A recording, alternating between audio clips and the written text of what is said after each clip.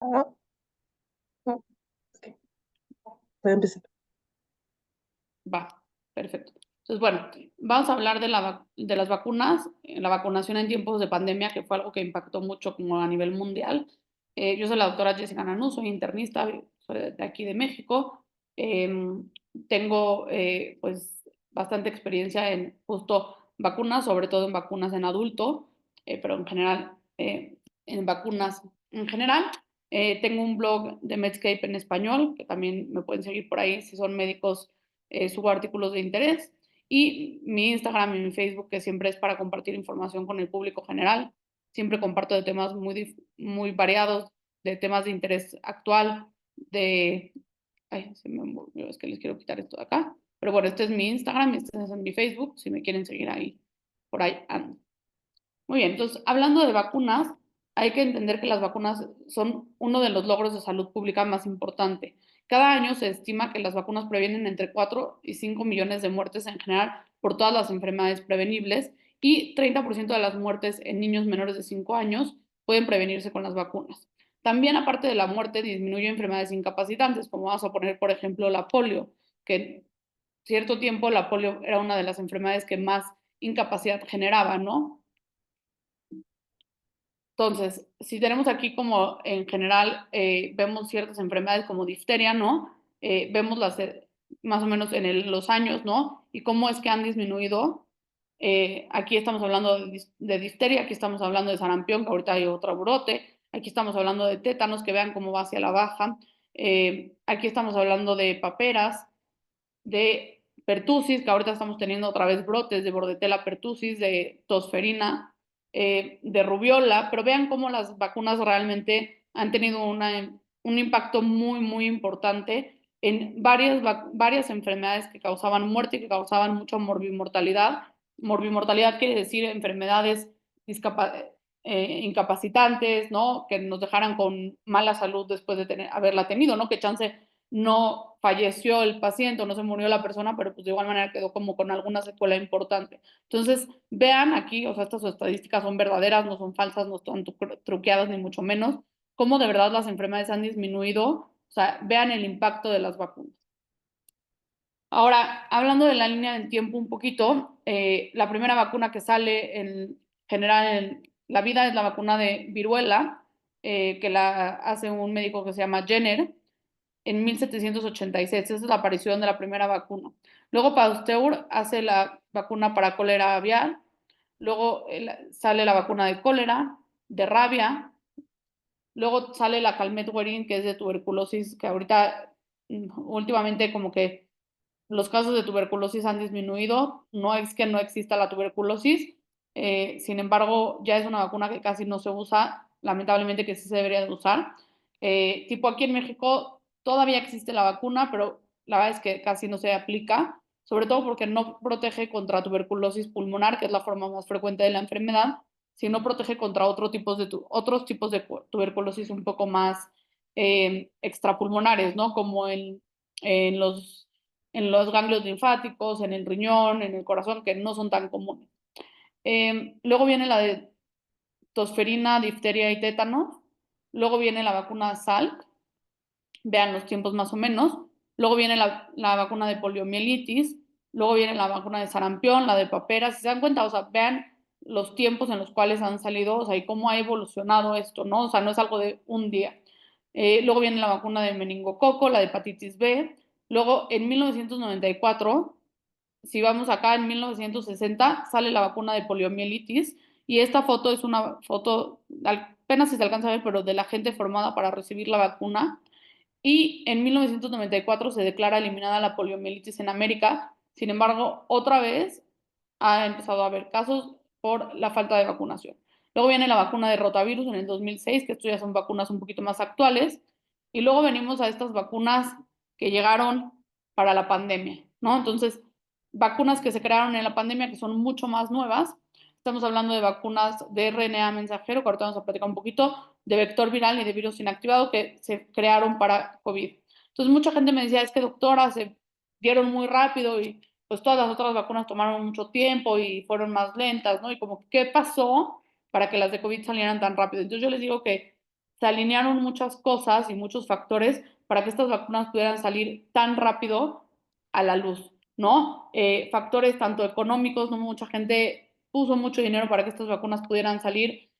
Muchísima gente se voluntarizó para ver si de verdad servían o no las vacunas. Y la otra parte importante es que muchas de las vacunas previas de las que platicamos, incluso otra vacuna que no puse aquí, pero la de papiloma humano, que también es una vacuna muy nueva. Haz cuenta, por ejemplo, la vacuna de papiloma humano, pues necesitabas primero gente que quisiera invertir, después gente que quisiera que probaran con ellos la vacuna, que mucha gente pues no quiere eso, ¿no? Y después ya de las personas que vacunaste necesitabas esperarte 10 años o más de 10 años a ver si esta vacuna si era efectiva y prevenía el cáncer cervicuterino o no. A diferencia de las vacunas de COVID, que la gente que se voluntarizó, en días o en meses pudimos ver el efecto benéfico de estas vacunas. Ahora, ¿cómo funcionan las vacunas de RNA mensajero? Estas vacunas lo que hacen es, tienen una indicación para formar una proteína. Esta es la indicación, es como la receta.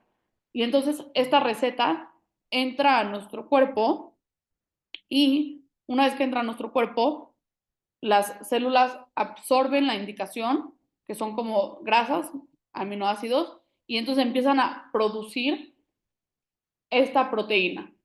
Una vez que producen esta proteína, la sacan al torrente sanguíneo y entonces nuestros anticuerpos dicen, oye, esa proteína que está ahí no debería de estar ahí, hay que eliminarla. Entonces es así como se generan los anticuerpos.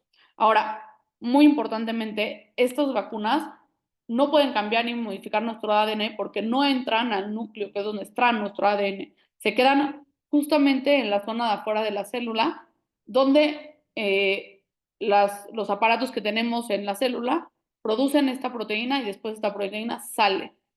Este mecanismo de acción lo tienen Pfizer y Moderna. Déjenme ver, había dos dudas ahí. Buenas tardes, nada más son saludos. Va. Igual si tienen dudas, ay, perdón, denme un segundo que en esto contestar esto. Ok, no se preocupe.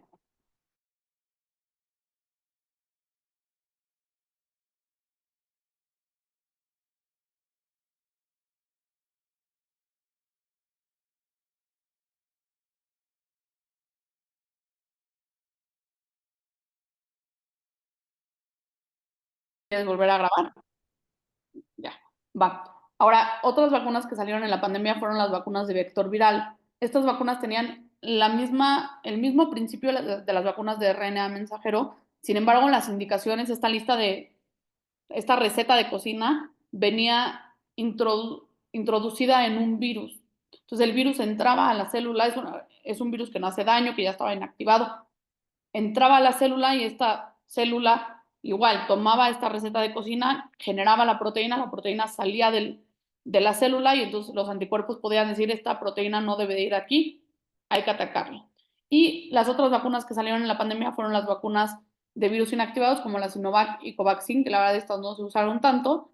Y este mecanismo de acción es un poquito más viejo, lo que hacen es como atontar al virus, ¿no? Como que es el virus, pero ya como que desnaturalizado y lo destruyen y así, pero la finalidad es la misma, que nuestro cuerpo reconozca que esto no debe de estar ahí y genera anticuerpos.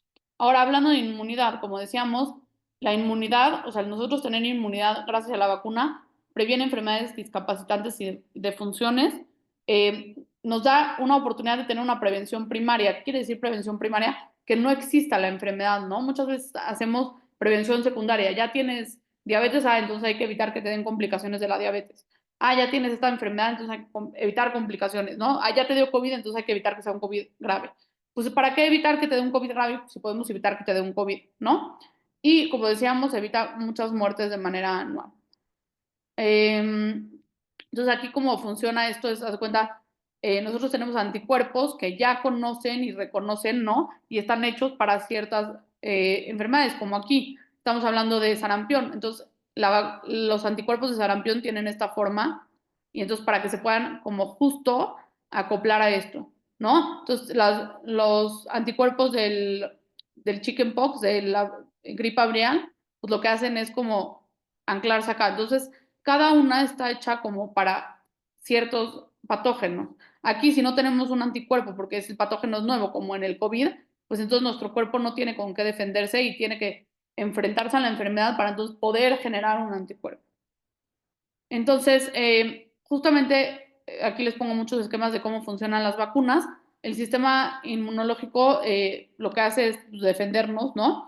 Y si una infección ocurre, las células del sistema de nuestro cuerpo reúnen información de los atacantes, ¿no? O sea, es como van planeando su estrategia, no es como, ya llegó, entonces ya lo vamos a atacar. Es como de, primero tienen que reconocerlo, conocerlo, saber de qué está hecho, ¿no? Es como una estrategia militar, ¿no? Llega el ejército y atacan aquí, boom, ¿no? Tienen que ir haciendo su estrategia. Oye, mira, aquí está, son tantos, ¿no? ¿Cómo le vamos a ir haciendo para esto? Entonces, si la célula está dormida porque no sabe que existe alguien a que atacar, pues esto tarda más tiempo, entonces tienen que empezar a formar el ataque y todo esto. Ahora, ¿qué pasa con las vacunas? Las vacunas lo que hacen es enseñarle a estos anticuerpos que va a venir este agente, ¿va? Le dicen, oye, ¿sabes qué? Va a venir este virus, esta bacteria y te va a atacar. Entonces tú tienes que, cuando lo veas acercarse, ya defenderte. O sea, no te esperes para ver si es buena onda, si es mala onda. Tú tienes que ya tener una estrategia para atacarlo, ¿no? Y justamente ahorita vamos a platicar un poquito en las siguientes imágenes. Lo que buscamos es la inmunidad de rebaño. Entonces, aquí es otra imagen que me da mucha risa. Es un meme, dice, ¿ves ese virus ahí? La vacuna le dice al sistema inmune, sí. Pues no está bien el insulto porque pues no es un insulto bonito, pero, o sea, es como de, mira, a ese lo tienes que atacar porque viene contra ti. O sea, ya sabemos que esta gente, que esta bacteria, que este virus es malo y que te va a atacar y dice, está hablando mal de ti, ¿no? Entonces ya sabe el sistema inmune que lo tiene que atacar.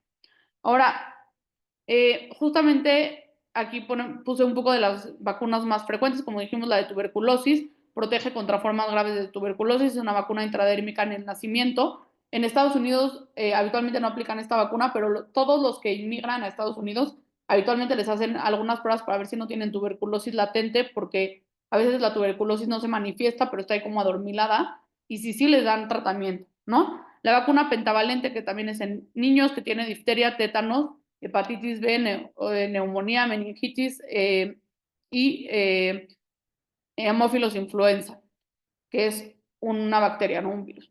Y se pone de manera intramuscular, habitualmente se pone a los 4 y a los 6 meses. La vacuna de polio, hay vacuna oral y hay vacuna intramuscular. La vacuna de neumococo, esta se pone tanto en niños como en adultos habitualmente.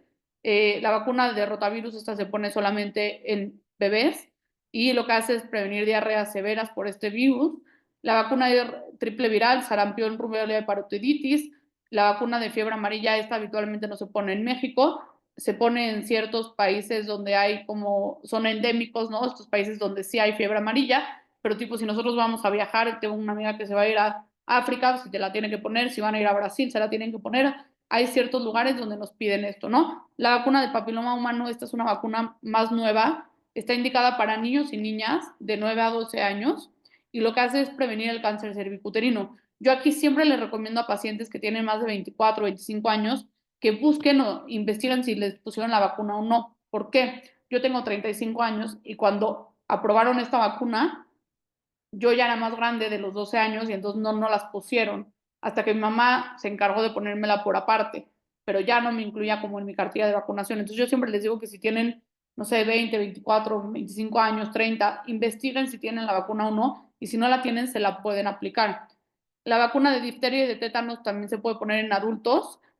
Habitualmente puede ir difteria y tétanos y hoy en día también hay una vacuna que es TDPA, tiene difteria, tétanos y tosferina. Habitualmente esta vacuna se debe de reforzar cada 10 años en adultos y se pone en cada embarazo en las mujeres. Y la vacuna de influenza que se tiene que poner cada año, al igual que la vacuna de COVID, que la recomendación va a ser que se aplique cada año.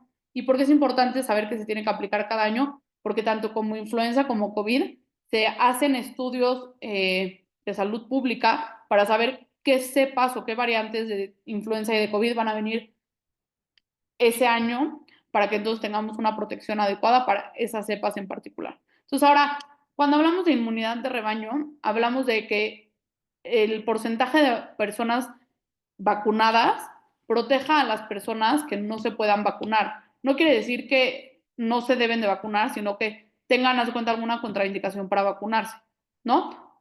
Entonces, si nosotros tenemos o sea, personas sanas pero que no están vacunadas y los enfermos son los rojos, pues estas 3 personas obviamente se van a contagiar, ¿no? Si nosotros tenemos algunos vacunados y sanos, pero tenemos muchos sin vacunar y muchos enfermos, pues la probabilidad de contagiarnos es del 25%. Y conforme vamos vacunando más a las personas, pues entonces tenemos menos probabilidades de contagiarnos. Entonces, si tenemos un porcentaje de población del 95% vacunados y tenemos 2 personas que no están vacunados y están enfermos, tiene esta persona menos probabilidad de contagiarse porque no está en una exposición directa. O sea, aquí lo marcan así, ¿no? Es una manera de proteger a la población. Vamos a suponer que esta persona no se puede vacunar porque es alérgica a esta vacuna. Bueno, pues todas estas personas que sí están vacunadas lo están protegiendo. Entonces, bueno, lo que buscamos es esto, la inmunidad de rebaño, que estuvo muy famoso, de seguro en COVID estuvieron escuche y escuche, ¿no? De la inmunidad de rebaño. Entonces, Ya, bueno, ¿hay alguna duda o algo? ¿No? Va. Entonces, bueno, aquí lo que buscamos es un programa ampliado de vacunación que ya está estandarizado desde 1974 y habitualmente cuando empezaron estos proyectos lo que lograron fue subir del 10% de vacunación al 80% con vacunas nuevas en 43 países y con justo la vacuna de VPH también se introdujo, 35 países introdujeron la vacuna de neumococo y 21 países introdujeron la vacuna de rotavirus. Esta es la Sociedad Panamericana. Aquí Haití es uno de los países que más eh, creció, ¿no? En esta vacunación y eliminaron el tétanos neonatal.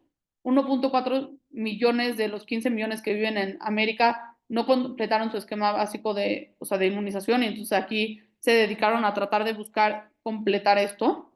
Eh, y justo el 10% de los países de la región reportaron una cobertura de menos del 80% con la primera dosis de la vacuna de triple viral, entonces también se dedicaron un poquito a como buscar esta mejoría, ¿no? Y justamente la vacuna, la cobertura regional para la tercera dosis de la vacuna contra tétanos, difteria y tosferina también disminuyó el 91% en el 2016 y al 88% en el 2017. Entonces se dan cuenta con todo y que, o sea, los esfuerzos de salud pública han sido importantes para tratar de lograr que todos estén vacunados, pues realmente no hay, sí hay un beneficio y sí hay una mejoría, pero todavía no estamos en buenos puntos, ¿no? Y después de la vacuna, pues un poquito menos.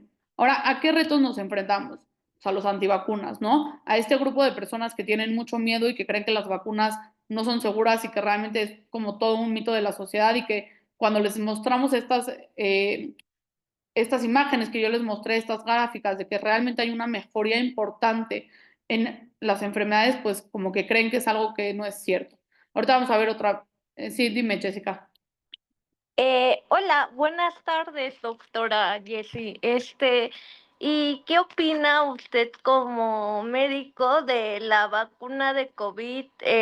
Porque hay varias variantes de la vacuna cubana. ¿Considera usted que hay una mejor marca? Ya ve que Sí. existe la Pfizer y todo eso, y pues varios médicos, internistas y otros especialistas, pues me han comentado que la mejor vacuna es Pfizer, Ujú. y entonces no sé qué pensar respecto a la Va. vacuna de COVID, la cubana.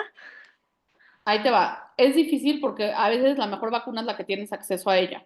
O sea, si me dices, bueno, ¿cuál es mejor? Claramente Pfizer y Moderna son mejor. ¿Qué hicieron Pfizer y Moderna? Que fue muy inteligente y que las otras vacunas no hicieron y se quedaron atoradas. Pfizer y Moderna se han ido modernizando y han ido avanzando conforme las variantes de COVID. Ahorita el COVID que tenemos hoy en día en México y en el mundo no es el COVID original que vimos en el 2019.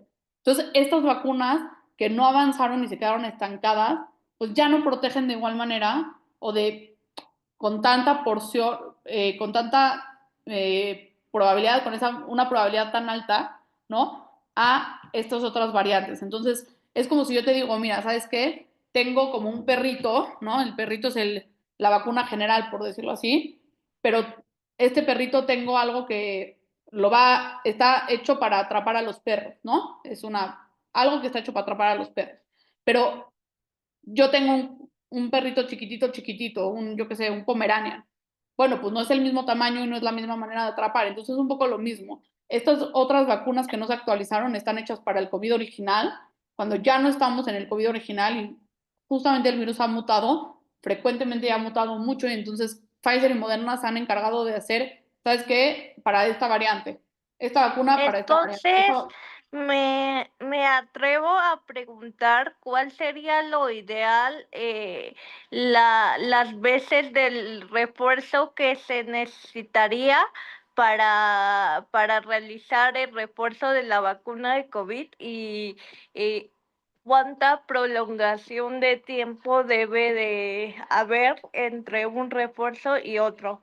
Un año. La respuesta correcta es un año. Hoy en día la CDC, justo cuando estábamos como en la vacuna y así, o sea, yo les decía, lo más probable es que esto se vuelva anual, como la vacuna de influenza. Entonces, cada año deberíamos de vacunarnos con COVID con vacunas actualizadas. Entonces, cada año Moderna y Pfizer van a hacer un estudio, van a decir, ¿sabes qué? Ahora viene la variante, vamos a ponerle XWY. Entonces, la vacuna va a cubrir la variante XWY. ¿Sí? Lo ideal sería cada año vacunarnos. No estoy en contra de las otras vacunas, solamente no están actualizadas y eso hace que no sean tan buenas. ¿En dónde recomendaría comprar la vacuna Gardasil 9? BPH en un lugar o con un médico confiable. No he visto, la verdad, esta parte de las vacunas falsas. Con mucho gusto yo la tengo en mi consultorio. Si quieres, ahorita te voy a poner otra vez mi Instagram y me puedes escribir por ahí. Gardasil es la vacuna contra virus de papiloma humano y hoy en día existen 4 vacunas para papiloma humano, pero las más usadas son Gardasil 4, que tiene 4 variantes y cubre contra las 4 variantes más importantes que generan cáncer cervicuterino, porque recordemos que el virus de papiloma humano es la primera causa de cáncer cervicuterino, y la vacuna Gardasil 9, que esta es más nueva, y la recomendación es que si tenemos la oportunidad pongamos esta, que cubre contra 9 variantes. Te digo, con mucho gusto, mira, así que te voy a poner de una vez mi Instagram, ahí puedes seguirme y escribir por ahí, y yo la tengo con mucho gusto, también en la farmacia San Pablo y en otras farmacias la venden, que sí son como confiables, ¿no? Entonces, bueno, estábamos por acá. Entonces, los retos. Como médicos nos enfrentamos a muchísimos retos y ahorita en la pandemia, o sea, cada que quitábamos un mito, ¿no? Así cada que decíamos, bueno, ya, yo decía en mi Instagram, ya eliminé el mito de que las vacunas tienen imanes, ya lo logré. Y salían otros 10 mitos. Entonces, bueno, vamos a hablar un poquito de qué pasa, ¿no? Entonces hay movimientos antivacunas muy importantes, movimientos filosóficos y religiosos donde algunas religiones están en contra de las vacunas, ¿no? Viene un factor socioeconómico, los pacientes o las personas que tienen bajo nivel socioeconómico son más tienen más riesgo de no tener vacunas o de no aplicarse vacunas, y también tienen esta parte de que pues están en un sistema donde si el sistema les otorga las vacunas se las van a poner, pero si no se las ofrecen, pues no tienen el recurso para pagarlas, ¿no? Y valorar un poco riesgos y efectos adversos. Entonces yo siempre les digo, hay que valorar riesgo-beneficio de las vacunas. Y si valoramos realmente, todas las vacunas tienen más beneficio que riesgo y es por eso que las usamos. O sea, todos los medicamentos, todo en la vida, decía mi maestra de farmacología, todo en la vida puede ser tóxico, hasta el oxígeno si quieres. Todo depende de la medida. Entonces, siempre valoramos riesgo-beneficio y cuando sea más el beneficio que el riesgo es cuando nosotros decimos, va, sí, entonces adelante con esta vacuna. Entonces, acontecimientos adversos y cosas que sucedieron que le dan fuerza a estos movimientos antivacunas y que le dan herramientas a estos grupos, ¿va? Entonces, el incidente Cutter es un incidente que hubo en 1955 con la vacuna Salk, que es la vacuna de polio, donde no estaba inactivada la vacuna y entonces hubo varios casos y entonces pues mucha gente dijo, no, entonces ya no le entro ahí, ¿no? En 1979 se vio que algunos pacientes que se habían puesto la vacuna de Guillain-Barré, perdón, que se habían puesto la vacuna de influenza, tuvieron Guillain-Barré, pero es un caso por cada 100,000 personas y pues tienes más riesgo de hacer Guillain-Barré por influenza. Entonces, pues el beneficio sigue siendo más grande. Y justamente aquí vieron que algunos pacientes que eran mayores de cierta edad tenían intosuscepción, que es como que se mete el intestino en otra parte del intestino por la vacuna de rotavirus, pero esto se solucionó ya después cuando se vieron las edades correctas para aplicar esta vacuna. Entonces, uno de los otros acontecimientos adversos, que este es el más importante y es el que más usan los grupos antivacunas y es lo más fuerte que viene, es que las vacunas causan autismo. Y entonces en 1998 salió un artículo en una revista muy importante médica que es el New England Journal of Medicine, que decía que a pacientes que habían vacunado con esta vacuna, que es la triple viral que cubre sarampión, rubiola y parotiditis, habían desarrollado autismo. Sin embargo, después los autores del artículo y la vacuna, la revista se retractaron, diciendo que habían manipulado los datos para tener estos resultados. Y entonces, pues yo les pongo esta imagen como de, bueno, ahora ya dijimos que las vacunas no causan autismo, pero pues ya está hecho el daño, o sea, esto ya se quemó, la gente ya cree ciegamente en esto y pues regresar a la gente a no creer en esto es muy complicado y pues entonces ya estamos como en este problema, o sea, ya la gente se aferró y dijo, alguien me dijo que las vacunas causan autismo y salió en un artículo muy importante y aunque han salido millones de artículos después de esto contrarrestando esto, pues la gente ya se quedó ahí atorada. Ahora, otros mitos, ¿la vacuna me puede provocar la enfermedad? No, hoy en día las vacunas son seguras y la verdad es que hoy en día las vacunas no pueden provocar la enfermedad. Ahora, también hay que saber qué pacientes se tienen que vacunar y qué pacientes no. Si tenemos pacientes que tienen un sistema inmune deficiente, no les vamos a poner una vacuna de un virus inactivado porque entonces ahí sí podrían tener la enfermedad. Pero hoy en día la verdad es que las vacunas son muy seguras y no provocan la enfermedad. Ya no hay casos de esa enfermedad, por lo que no debería de vacunarme. Justo esto lo estamos viendo hoy en día. Mucha gente no se vacunó de sarampión, de tosferina, ¿Y qué vemos? Vemos que regresan las enfermedades, ¿no? Por más gente que no se vacuna, estamos volviendo a ver enfermedades. Y la verdad es que otras partes, ¿no? O sea, es como lo de la tuberculosis, que la gente dice no existe. Y la verdad es que sí existe la tuberculosis, o sea, es más rara, es menos frecuente, es menos común, pero sigue existiendo, ¿no? Y hoy en día, como les decía, por gente que no se está vacunando, vemos casos de poliomielitis, de sarampión, de muchas otras, ¿no? Otro mito muy común en la pandemia fue que las vacunas tenían un chip, ¿no? Para espiarte. Y entonces pongo este meme, o sea, si nos quieren espiar, el teléfono lo tenemos todo el día encima de nosotros, el teléfono escucha perfectamente de lo que hablamos, el teléfono casi lee tus pensamientos, o sea, ¿no? Y pues la verdad es que estamos mil más expuestos a que nos controlen y nos pongan un chip en nuestro celular, que sí tiene un chip, ¿no? Que la vacuna. La vacuna no tiene ningún chip, ni nos controlan por ahí, ni nada por el estilo. Y otra cosa importante es justamente los brotes que estamos viendo ahora, ¿no? Uno de los brotes más sonados fue el brote de sarampión en el 2019, que fue en Disney. Se vieron 85,000 casos, 850,000, perdón, casos de sarampión relacionados a personas que fueron a Disney, ¿no? Hoy en día el brote en México está realmente bastante creciente, va justo creciendo mucho. Ahorita tenemos más de 300 casos y hubo también un brote muy importante en una de las correccionales en México, donde los niños que nacían en la correccional no los vacunaron y entonces también hubo ahí un brote. Entonces, realmente sigue habiendo estas enfermedades, seguimos teniendo riesgos, estas enfermedades son mortales, aunque no lo creamos y creamos que el sarampión es como solamente unos granitos, ¿no? Pueden dejar problemas, puede haber encefalitis, entonces hay que tener cuidado. Va, como les decía, hoy en día también en México hay tosferina, más o menos hay 809 casos y 48 muertes por esta enfermedad prevenible por la vacuna, ¿no? Que eso es algo que enoja mucho. Esta enfermedad está dada por una bacteria que se llama Bordetella pertussis. Antes se le conocía como la enfermedad de los 100 días porque tienen tos que dura mucho tiempo y pues al final acaban con dificultad para respirar y al final pues obviamente esto acaba en algunos casos en muerte. Ahora, algo que sí sucedió con la vacuna de COVID, sobre todo con la vacuna de AstraZeneca, fue algo que se llama trombosis autoinmune inducida por la vacuna. Sí existe la probabilidad de que por la vacuna de AstraZeneca y la Johnson Johnson de COVID de coágulos. ¿Por qué? Se vio que después de que vacunaron a algunos pacientes que no sabemos por qué, hacían anticuerpos contra un factor de las plaquetas.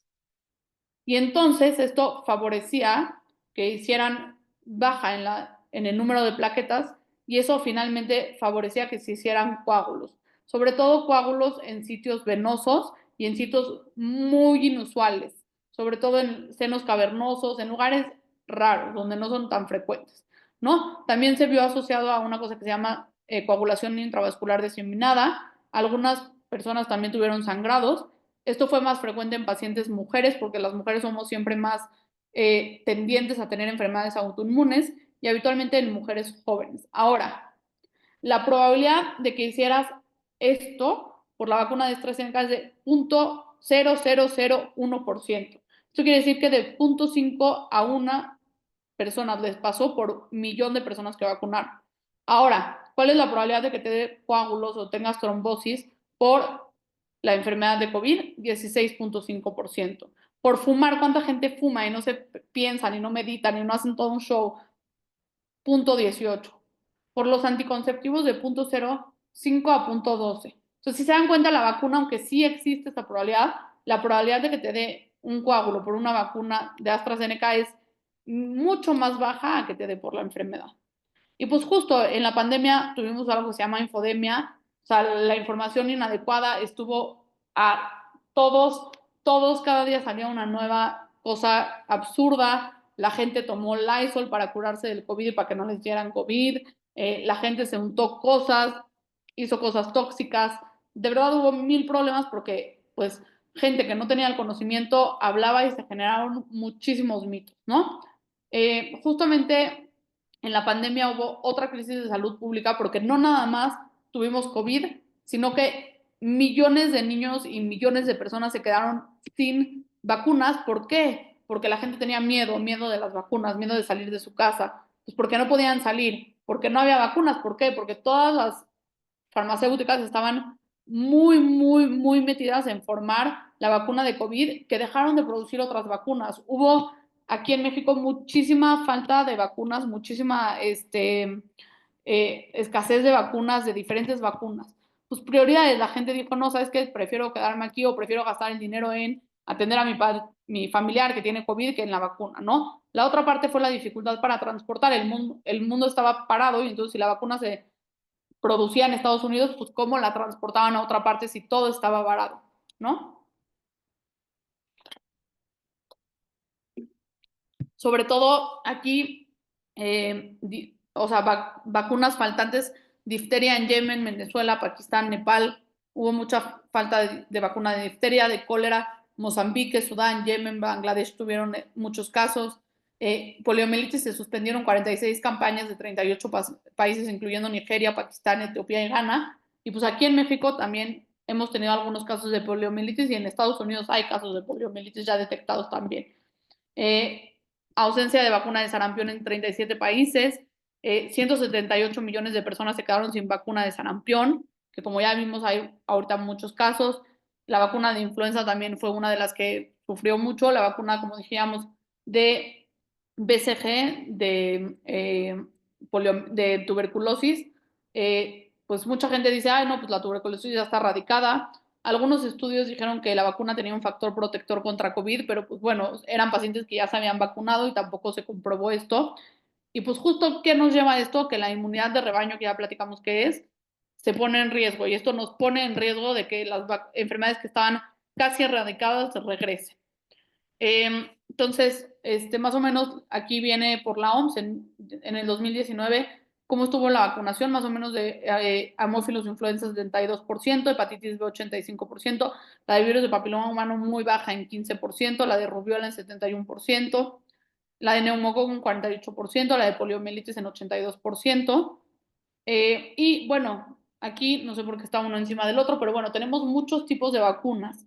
Tenemos vacunas de virus vivos atenuados, de virus inactivados. Déjenme quitar esto porque no, debería de haberse puesto y quitado, pero no sé por qué no se hizo así.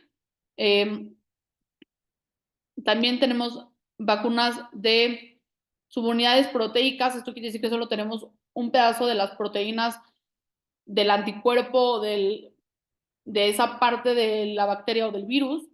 Dentro de este grupo de vacunas están las vacunas conjugadas, que son las vacunas a veces de neumococo. También tenemos, dime, sí. Doctora, una pregunta, disculpe la Sí. interrupción. Por ejemplo, yo tengo todo mi esquema de vacunación completo. No sé si ya reiteró esta información de que uno se tiene que poner el refuerzo, por ejemplo, del sarampión, o no es necesario.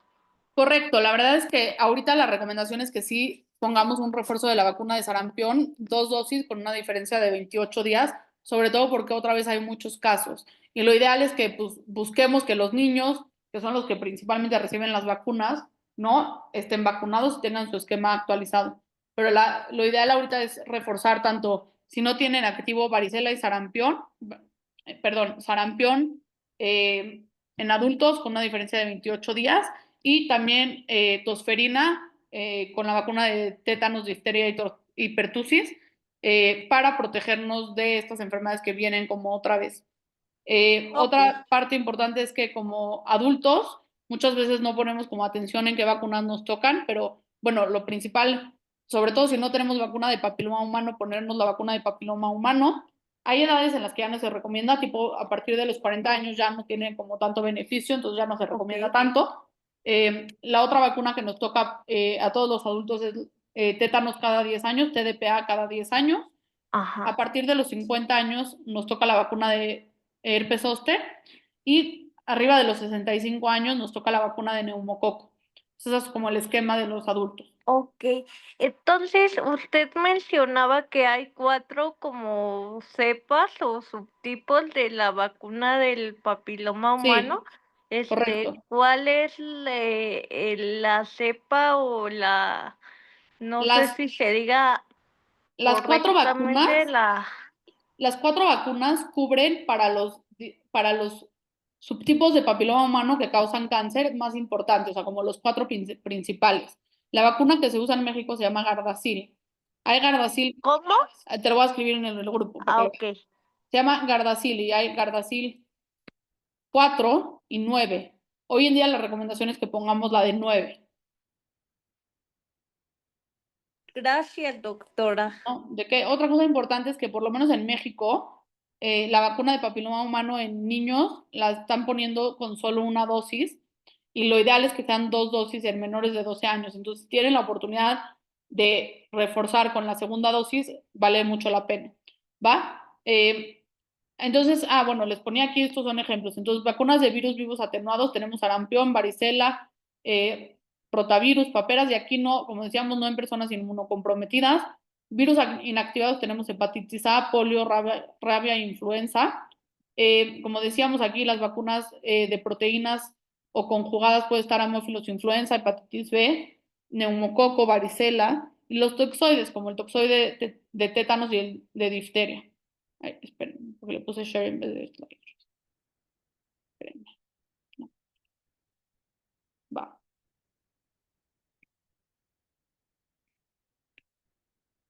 Otras vacunas que ya platicamos son los de RNA mensajero y los de vector viral que salieron en COVID. Ahora, la vacuna de VPH es una de las vacunas más nuevas y vale mucho la pena así actualizar. Ya mira, aquí viene. 70% de los casos de cáncer cervicuterino están relacionados con el papiloma humano. En realidad, ya hoy en día también se aplica a mujeres y o sea, a niños y a niñas de 9 a 14 años.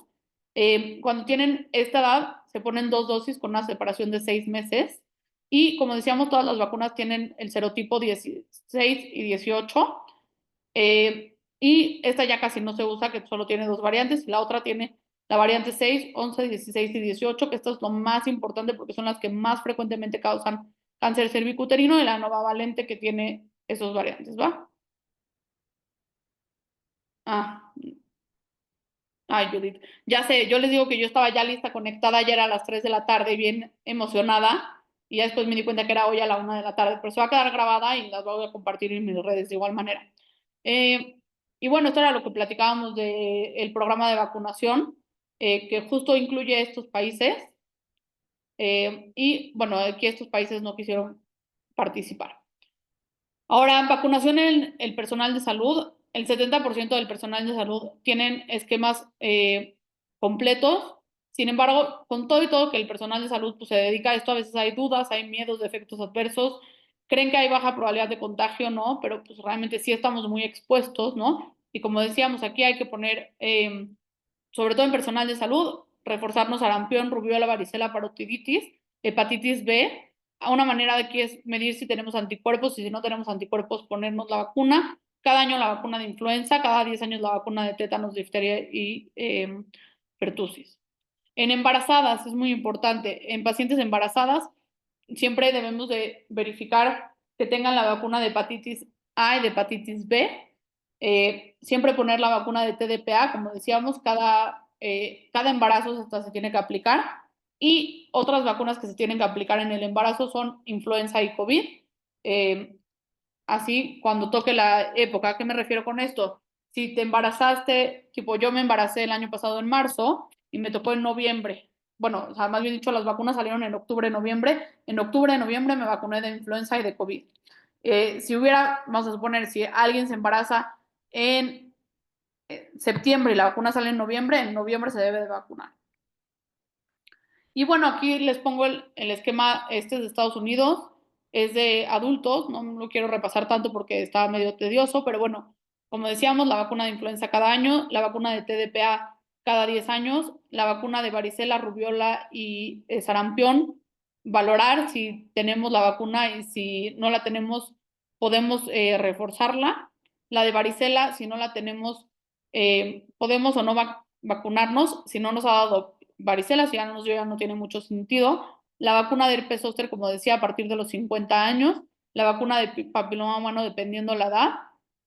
Hay que poner 2 o 3 dosis. La vacuna de neumococo a partir de los 65 años. La vacuna de hepatitis A, valorar si tenemos o no tenemos y si vale la pena o no ponérnoslas. Al igual que la de hepatitis B. La de meningococo también se puede poner 1 o 2 dosis dependiendo si hay algún riesgo adicional. O sea, aquí hablamos de pacientes que tienen ya enfermedades crónicas, que están inmunocomprometidos, que tienen VIH, cosas así. Y hemófilos influenza también valorar en pacientes que tienen deficiencia. Y listo, estas son mis referencias. No sé si tengan alguna duda, alguna pregunta, cosas que quieran decir. Muchas gracias, doctora. Voy a parar la grabación. Si hay preguntas,